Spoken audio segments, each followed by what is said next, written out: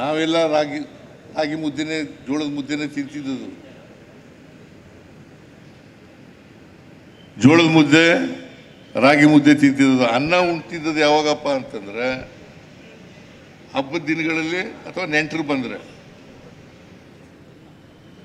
ಅದಕ್ಕೆ ನಾನು ನಮ್ಮನೆ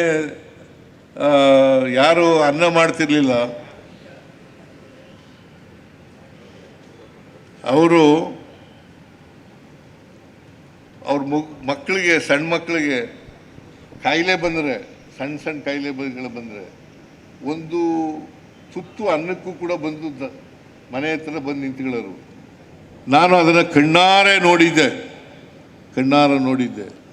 ಅದಕ್ಕೋಸ್ಕರ ಯಾರು ಕೂಡ ಇನ್ನೊಬ್ಬರು ಮನೆ ಬಾಗಿಲಿಗೆ ಹೋಗಿ ಅನ್ನಕ್ಕೋಸ್ಕರ ಕಾಯ್ಕಬಾರದು, ಒಂದು ತುತ್ತು ಅನ್ನಕ್ಕೋಸ್ಕರ ಅನ್ನಭಾಗ್ಯ ಕಾರ್ಯಕ್ರಮವನ್ನು ಜಾರಿಗೆ ತಗೊಂಡ್ಬಂದದ್ದು.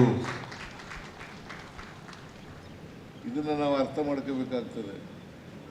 ಬಹಳ ಕಷ್ಟ ಇತ್ತು.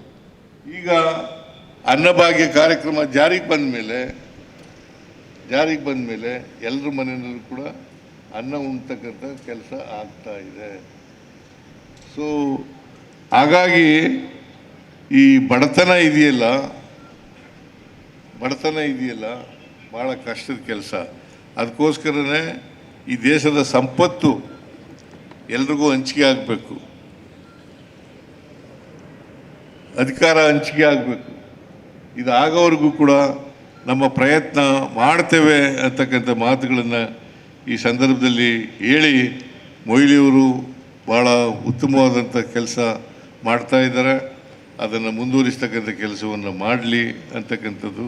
ಮತ್ತು ಮೊಯ್ಲಿಯವರಿಗೆ ಶತಾಯುಷು ಆಳಿಗೆ ನೀವು ಹಾಗೇ ಆಯ್ತೀರಿ, ನೀವು ಬೇಡ ಅಂದರೂ ಹಾಗೇ ಆಯ್ತೀರಿ. ಈಗಾಗಲೇ 86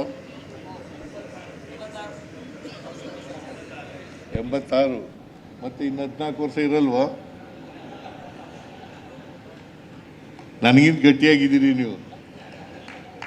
ನಾನು 79ನೇ ವರ್ಷ, ನನಗಿಂತ ಗಟ್ಟಿಯಾಗಿದ್ದೀರಿ ನೀವು.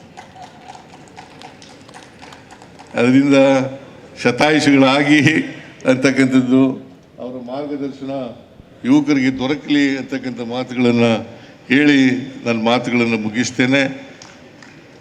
ನಿಮ್ಮೆಲ್ಲರಿಗೂ ನಮಸ್ಕಾರ.